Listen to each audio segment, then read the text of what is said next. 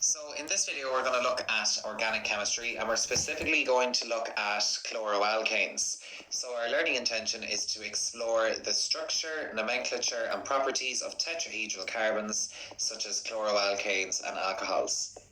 So as I said in the learning intention, we're looking at tetrahedral carbons. Now, tetrahedral carbons have a bond angle of approximately 109.5 degrees, and we've done this in our bonding chapter. So it can look something like this, where the angle between each bond is 109.5 degrees, as I've said already. So two compounds that have tetrahedral carbons in their structures are chloroalkanes and alcohols. So in this video we're going to focus on chloroalkanes. So, chloroalkanes. Chloroalkanes form when one or more of the hydrogen atoms in an alkane molecule are replaced by a chlorine atom. So, basically, you remove a hydrogen and you add a chlorine. So, we know from naming hydrocarbons in our fuels chapter that means there should be a chloro present in the name. So, some examples of chloroalkanes include chloromethane, dichloromethane and trichloromethane, and then finally tetrachloromethane.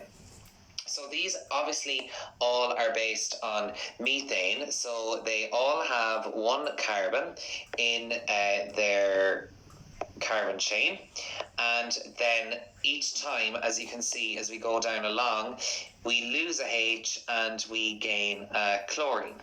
So as you can see here, we have chloromethane. So this is our planar structure. Now you need to remember that here we're not showing the geometry of our chloroalkane here.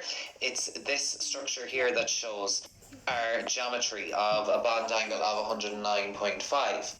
But what happens if we have a chloroalkane that has more than one carbon present in its longest chain?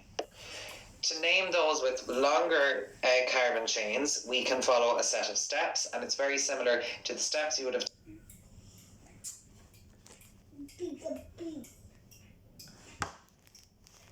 chain.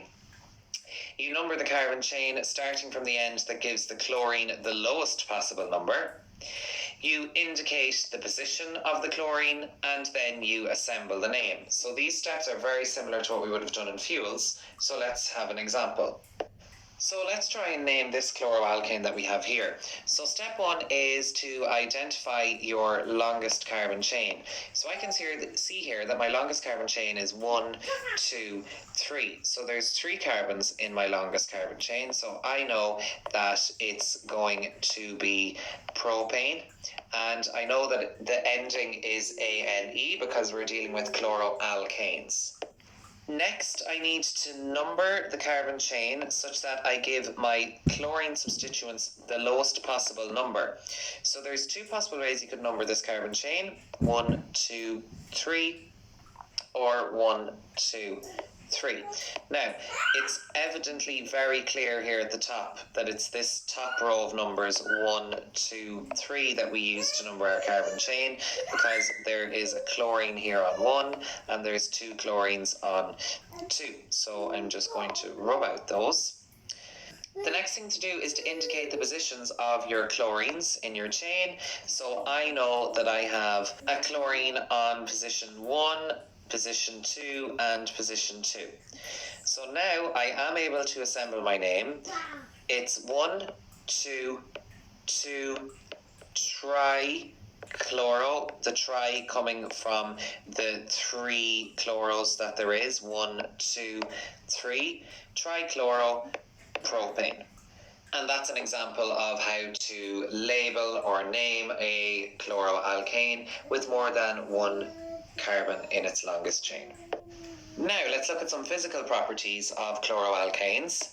So chloroalkanes are all liquids at room temperature apart from chloromethane and chloroethane, which are gases at room temperature.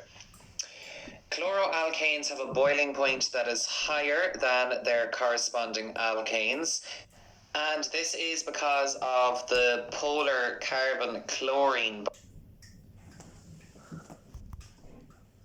we can see here that we have a chlorine present. Now, if I was just to draw this as a simple hydrocarbon, so we've got chloroethane.